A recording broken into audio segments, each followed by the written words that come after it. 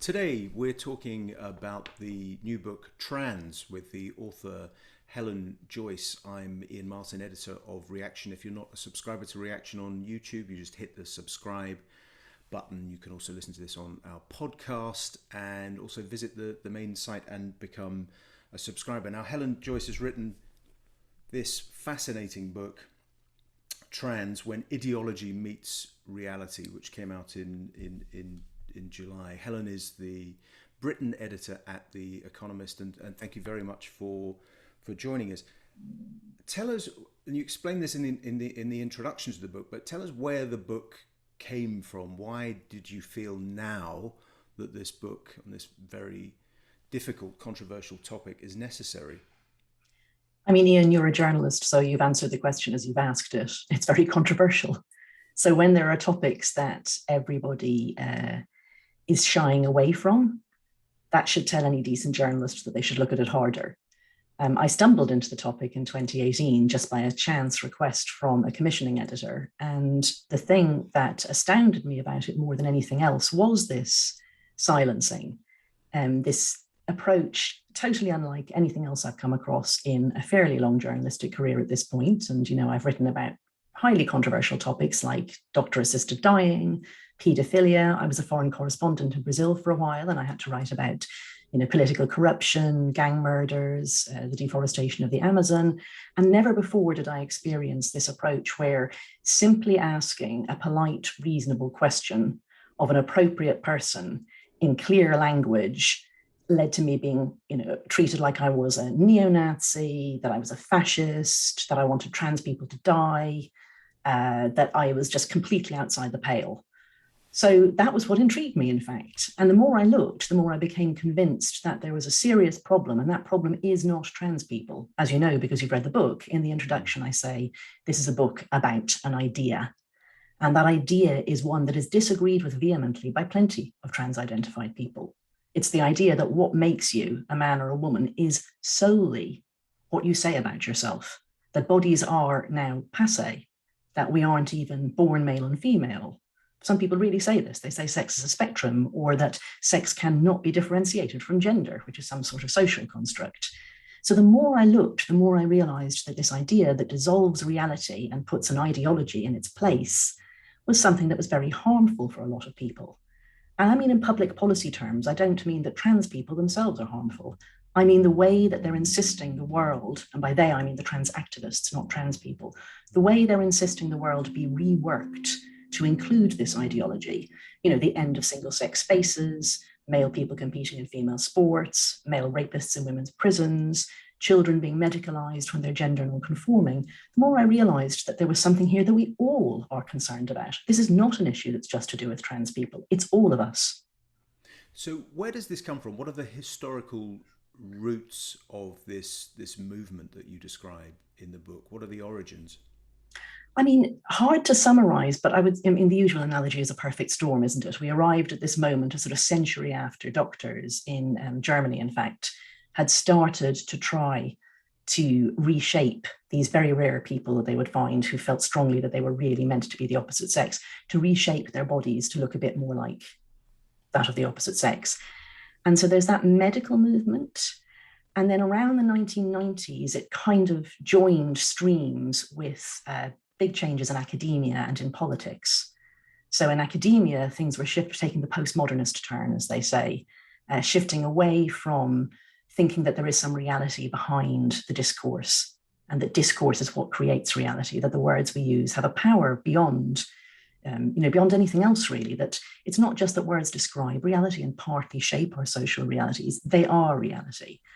And then I would say the third element I would highlight would be left-wing politics taking the identitarian turn. So thinking about people as membership, as members of identity groups above anything else. Of course, we are all members of identity groups, and all politics always has been identity politics to some extent. But this shift sees people as solely that and arranges all politics in terms of these stated identities. I think that's a reasonable, if overly flattened, summary of how we arrived at the point in around 2015 when this thing sort of metastasized, and suddenly we find ourselves with laws and media guides and so on, suggesting that it's extraordinarily bigoted to refer to sex as if it's a real thing. It does speak to the power, doesn't it, of academia or of ideas, in that lots of people will have had that experience at sort of university in the 80s or 90s of seeing those postmodern theories become fashionable in a playful sense. Kind of everything you know is wrong. The power of language, and it was for some people in English literature or in covering literature in general and history and philosophy. It was an intriguing idea, but it was very much a sort of minority sport, wasn't it? It was a conceptual play rather than an attempt to completely redesign society. But it's from there somehow it's captured something which appears to be the mainstream. Then we'll talk about how mainstream this is, and the polling that you refer to in the book is absolutely fascinating. What sort of response have you had since the book was published? In one respect, absolutely what I expected. One aspect of the book is the outright lies, libel, vilification, defamation, harassment, and threats that anyone gets who dissents from this ideology. It hasn't been as bad as it might have been, but there's been a lot of really unpleasant mud slung and some extremely bad faith criticisms, people quoting a few words out of context to suggest really terrible things about me. But, as I say, I expected that, and I wrote about examples of this happening to other people in the past. On the other hand, it's gone very well beyond even my wildest dreams. I mean, I've been 4 weeks in the Sunday Times bestseller list, and the New York Times astonished me by reviewing it, completely astonished me on publication day in the US, which was September 7th.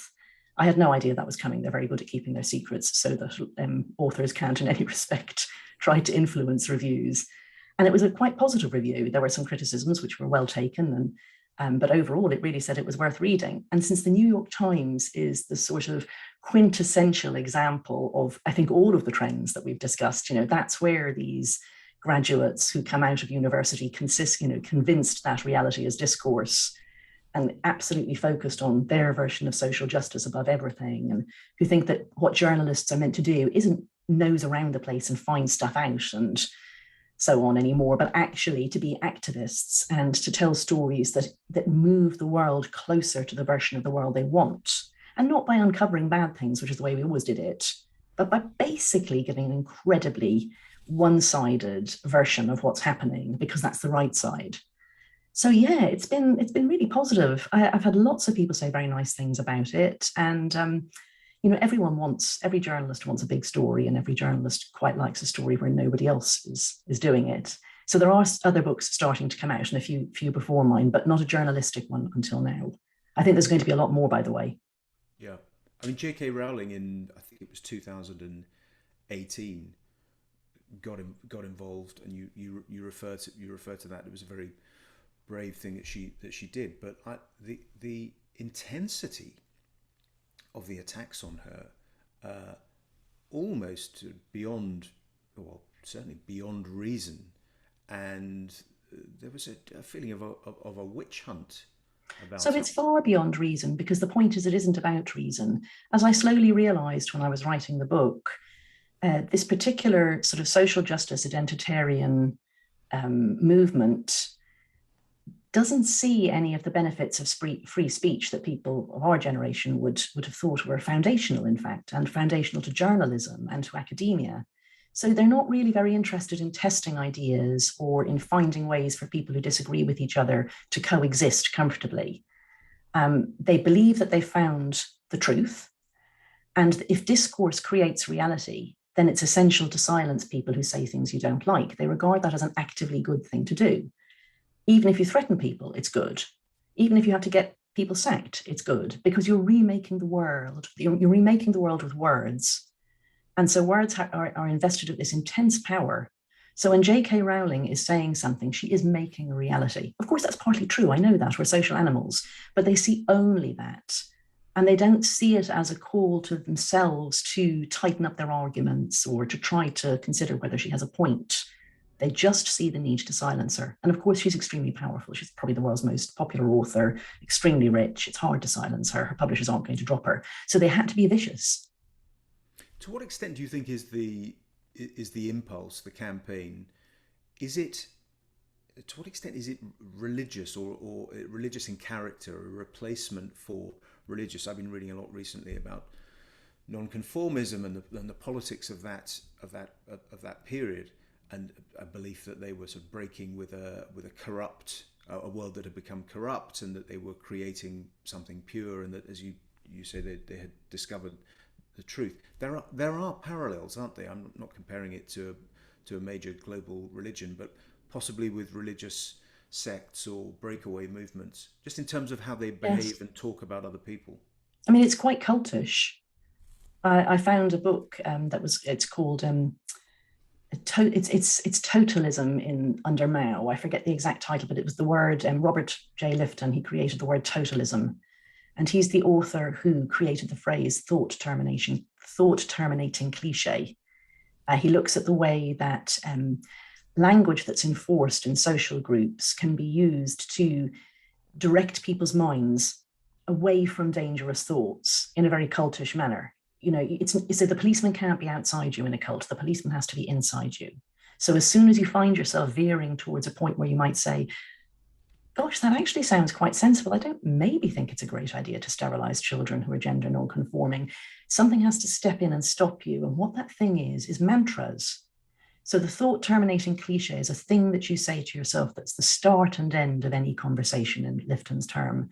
And so when I saw that, I got shivers down my spine, because I just heard trans women are women, trans men are men, non-binary people are valid, no debate.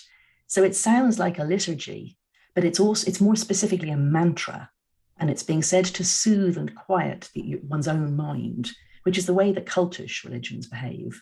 Those that will cast you out if you try to leave. And the key mantra in this, of course, is the word turf.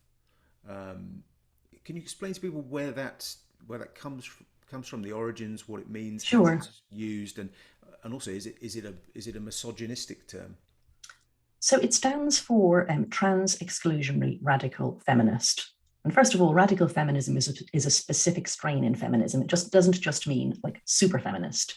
It specifically means feminism taken back to its roots, radical in the sense of root, and looking at feminism as a liberation movement from the patriarchy. I wouldn't describe myself as a radical feminist, I should say, although I agree with many aspects of it. So that's the radical feminist bit. But because radical feminists see feminism as a liberation movement, only women can be feminists. Men can only be allies. You know, the same way that, the Black Panthers wouldn't have seen a white person as a suitable member. They could only be allies. So it's something that can only be said to female people, which is interesting, because actually most people who commit transphobic violence or who say horrible things to gender non-conforming people are men, not women. And yet this trans exclusionary radical feminist, or TERF, is a word that's used solely about women, really.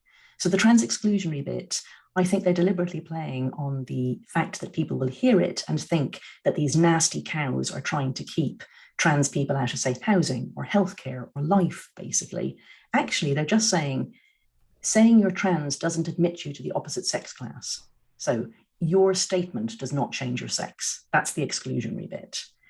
I would say that the phrase TERF very specifically functions like the phrase apostate or heretic. So it's a loaded term. On its surface, you could say, well, it's just descriptive. Of course, we know that descriptive things like shortenings for the word Pakistani or, a certain mispronunciation of the word Negro, you could say these things are just factual. We all know they're slurs. So there's that aspect of it too. But I think more interesting to me is the way that it's used to prejudge the argument. So I'm an atheist, but if a religious person calls me a heretic and asks me to call myself a heretic, what they're asking me to do is to accept that religion is correct and that God exists, but I'm denying them. And so it's a loaded term in that sense. And how big is this movement, do you think?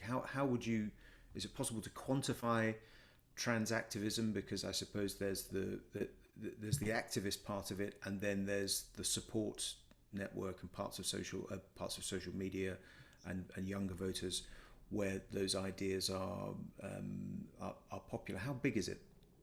Well, if you ask people clear questions, the ideas that I described at the beginning, the sort of gender identity, trumps sex ideas, are extremely unpopular. Like, once you make clear to people that when you say a trans person, you don't mean someone who's gone through very major surgery and had a medical diagnosis. You just mean like that if you say you're a woman, I have to accept you're a woman. If I say I'm a man, you have to accept I'm a man. People, and then you remind them that this may mean a person with a penis in a women's shower in the changing room. Suddenly people get very unhappy with this. They get less unhappy the younger they are, and interestingly, young women are the most likely to go along with it. That even they, when you remind them, when you say this means male people with penises naked in showers where there will be children totally naked as well, are you still happy? A lot of them change their mind. So not a popular idea when it's really brought down to brass tacks. I would say on the activism front, it's kind of the current thing, isn't it? So the same people, and I would count myself as I think I would have been one of these people, the same people who would be very keen on, say, ending segregation in the American South, or people who would have campaigned for gay marriage. A lot of them, I think, have unthinkingly moved on to this as the next civil rights movement, because it sounds like it. And at drive-by speed, it looks like it. It looks like the next oppressed minority. And people don't think about the implications for everyone else, which weren't there for Black people ending segregation, or for gay people being married. Those things don't affect the rest of us in the same way. So yeah, there is a fairly large activist movement, I would say, among young people. But what has really pushed this is what I call the Upton Sinclair crowd in the book. So Upton Sinclair famously said that it's difficult to get a man to understand something when his job depends on him not understanding it. Yeah. Author of The Jungle, a great sort of progressive author, very influential. Yes, and it's a phrase that you often hear cited because it's just so telling. So there's a whole bunch of people whose jobs depend on this. All these people in HR, all the diversity, equity, and inclusion types, this enormous increase in academic administrators, all of these people need to be constantly finding bigotry in order to root it out because their jobs depend on it.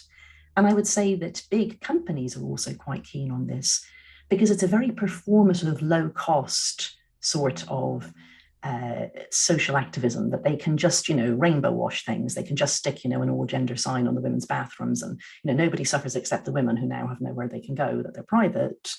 But that's much easier than trying to do like genuine inclusion and diversity, which would require, supporting disabled people or really cleaning up your supply chain.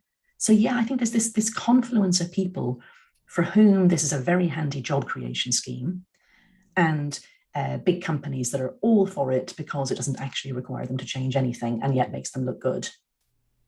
Do you think for someone if someone's skeptical about your argument, they might say, fine, but let's quantify the threat.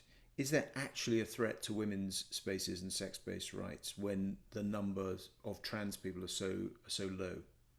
Well, if by trans you mean people who've undergone full genital surgery to try to reshape their genitals to look like those of the opposite sex, it is a small number. And if you talked about only those people and it was a gate-kept process, it would be a bit like witness protection. Witness protection allows people to really lie about themselves and who they are with the backing of the government for a very good reason. Like, there's a higher cause. And that's the way it used to operate. And, most of us will probably not meet a trans person in our lives. I'm sure there were people who still weren't happy, but, then you could have a serious argument about how serious an issue is this, really.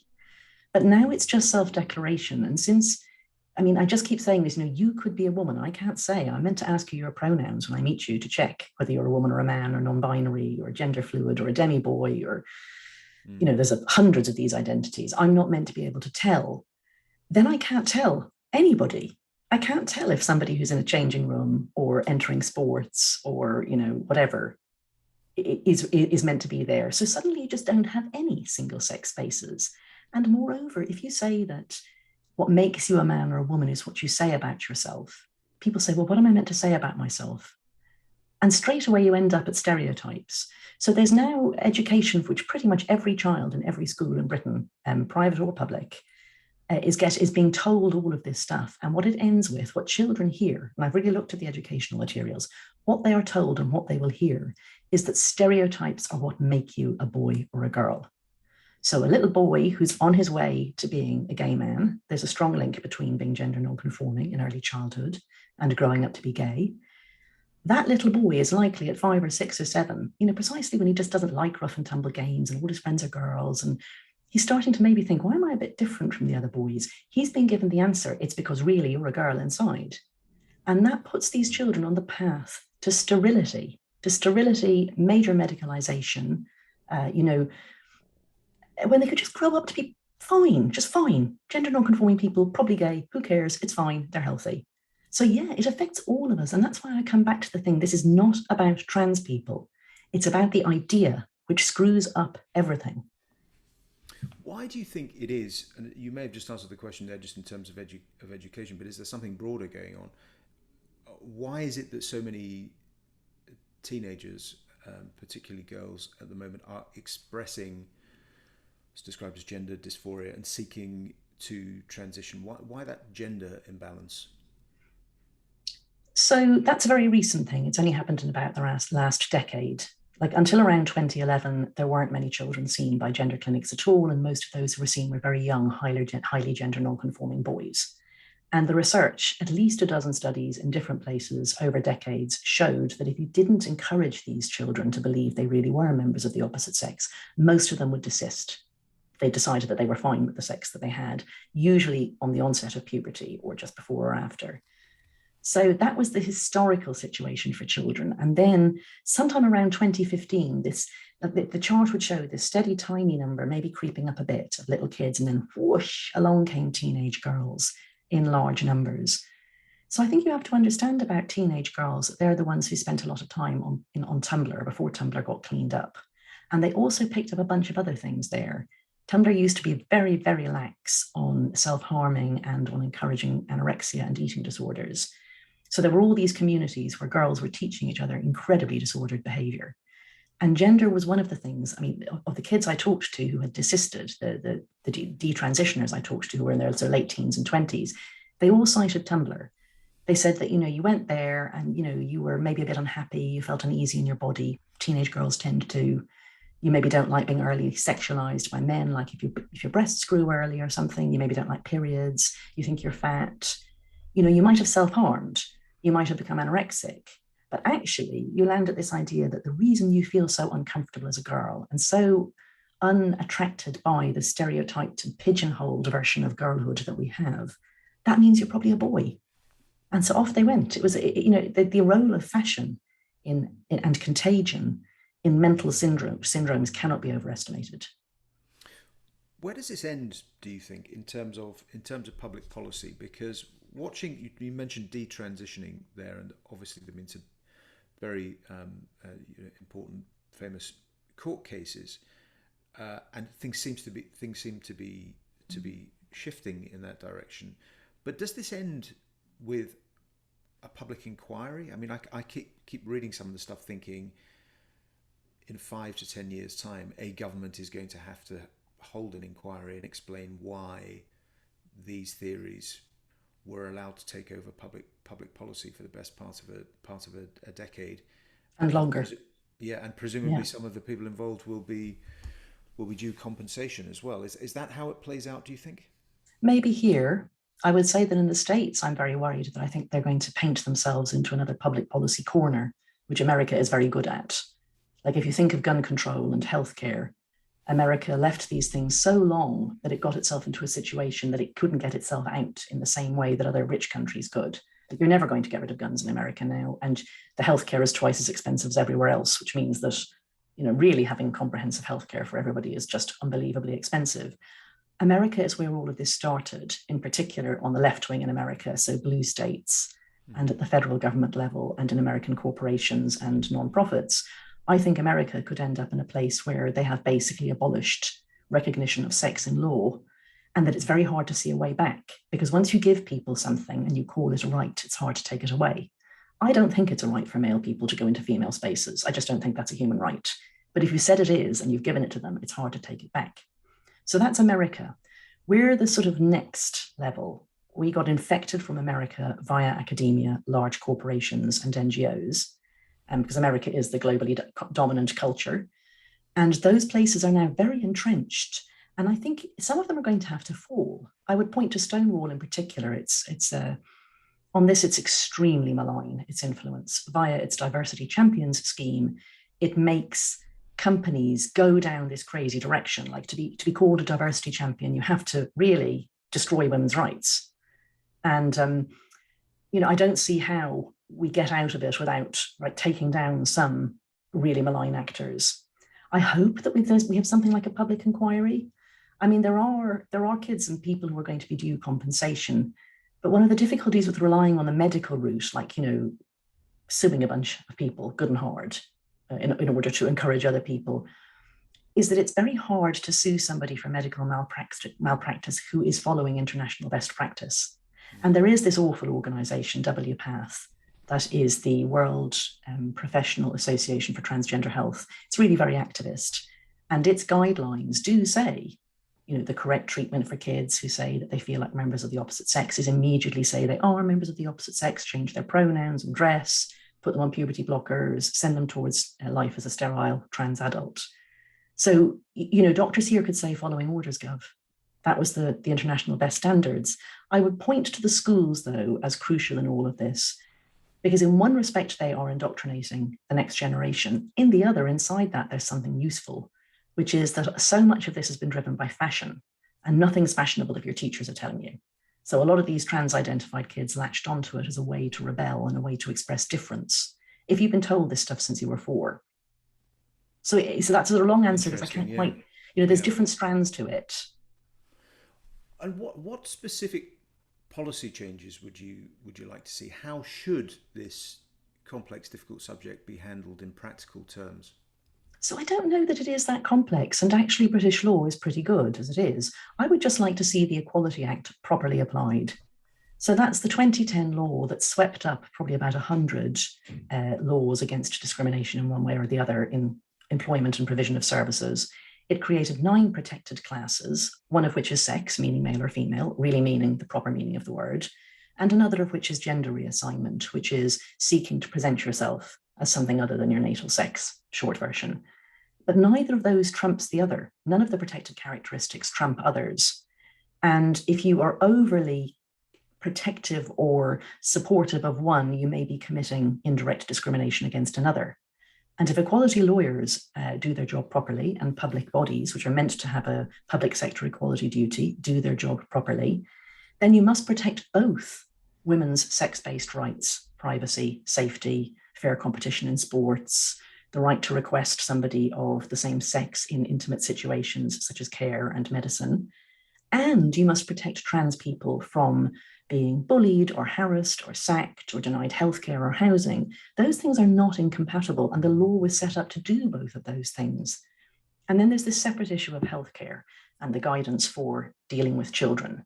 And that's a disgrace. And I really, really hope that the Keira Bell hearing has put us on the right path there. So that's this woman who transitioned to live as a man and then detransitioned and successfully persuaded the High Court that the Tavistock clinic where she was treated was treating children and giving them treatment that those children simply couldn't have the maturity to consent to.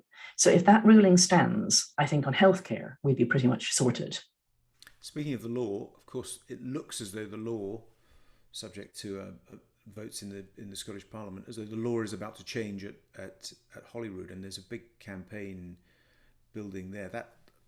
That changes the dynamic in the UK as well, doesn't it? I mean, do you think in Scotland? What's your latest information? Will that pass? Will it happen? There seems to be having visited Scotland recently and just talking to people, there seems to be a lot of quiet anger. There's a lot of anger. I mean, as soon as you explain to people that teenage girls are going to be kicked out of their changing rooms because boys can go into them and strip off, and kicked out of their sports teams because boys can play in them, everybody's angry. Dads are angry, mums are angry, everybody's angry. So nobody wants this. It's just, as you know, Scotland is a very strange place politically. I mean, the SNP doesn't have to have a political platform beyond independence. Like, it's just a broad church. There's no SNP-ism. And it's everything from, full-blown Marxists right to libertarian capitalists. And so, and they also, as long as the independence question is the overwhelming reason why Scottish people choose whom to vote for, they're kind of safe. Like, Scotland and the SNP are in this endless dance of, the voters don't actually approve, I think, of the way that the SNP runs the country. It hasn't done a good job. They're not improving this flagship policy, but that's still who they're going to vote for if they're for independence. So I do think it might happen. And the strange thing is that some aspects of this, what this is, by the way, is what we call gender self-identification, meaning that it'd be very, very easy to change your legal sex. You would just make a sworn declaration and suddenly your legal sex has changed. If that happens, it will put some Scottish law at odds with things that are reserved to Westminster. So, for example, they're saying that next year in their census, they are going to allow people to tick whatever they like for their sex, whatever they feel like. Well, we've already had a High Court case which slapped the Office for National Statistics down on that and said that it was beyond its remit to do so. So that's Scotland attempting to do something, saying it's going to do something that we already know a High Court has said it can't. So yeah, some collisions there, but they really seem absolutely dead set on it. Mm. Yeah, and there's also the other factor in Scotland is that Sturgeon trying to forge a connection with younger voters. Yes. So the calculations he's making, I think, is, well, look, okay, this alienates quite a lot of older voters, disproportionately unionist, aging, and she's trying to equate sort of, nationalism and independence with progressive causes, and this is this is one way to do it. Obviously, it's a policy which the Greens. It's a very regressive way to do it. Yes. But yes, progressive in her terms, but it's also a policy that's advocated by the madcap Scottish Greens, who have just joined a version of the Scottish government, who are in alliance with the SNP. So and it's one of their big policies. I mean, do you feel, after the experience of writing the book, and people have contacted you, presumably many people privately, do you feel encouraged? Do you feel that, and I'm sure that, I know that has been the case, that lots of people will have emailed you and urged you on in this. Do you feel it's going in the right direction? Are you winning on your side of the argument? I mean, I think winning is a long way away, and there are going to be many battles in between now and then. Certainly right direction. Like it's really inconceivable 3 years ago that the Guardian, when in fact the Observer reviewed my book. Admittedly, they said it wasn't very good, but even to mention that it existed was a massive step for the Guardian/Observer. It's now we've ended the no debate slogan of Stonewall and others, and I think we're now in a stage where people are revealing their true preferences to each other. So I think we were in a situation that's called pluralistic ignorance before, where most people don't agree with some public policy, but they don't realize other people don't agree with it, and so they stay silent. So this is how regimes like communist regimes and so on kept going so long. People thought they were the only opponents, and they went along with it because they felt they had to. So now I think we've reached the point where, for example, Maya Forstater has won her case. My book has been a big success, despite the fact that agents and publishers turned it down, saying that they didn't dare to face down their woke young colleagues. Really, how much of that did you have? Oh, loads. I got dropped by my first agent, who was super excited about it. Like, she really felt that it was going to be so great, and then when she saw the proposal, she said, "Sorry, I'm too much of a coward." I mean, that was her word. I feel pusillanimous. Sorry, that was her word. And various publishers, and publishers are entitled to sign who they want. It's quite striking that they thought either it wouldn't sell, or one said that they didn't want to torch their woke credentials.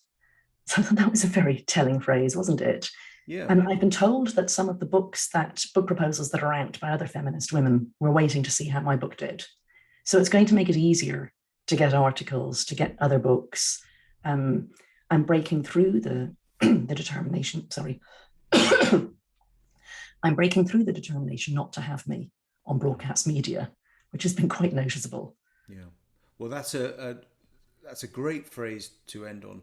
Torching his or her, or they, torching his woke credentials, and that in itself has a kind of Wicker Man, Salem feel to it, doesn't it? Very Yeah, strange. yeah, yeah. Very strange. Well, listen, so I'm just going to hold up Helen's book, Helen Joyce's book, Trans When Ideology Meets Reality. Really interesting, very important book. If you're not a subscriber to Reaction, hit subscribe on the YouTube channel. Also like this video if you do.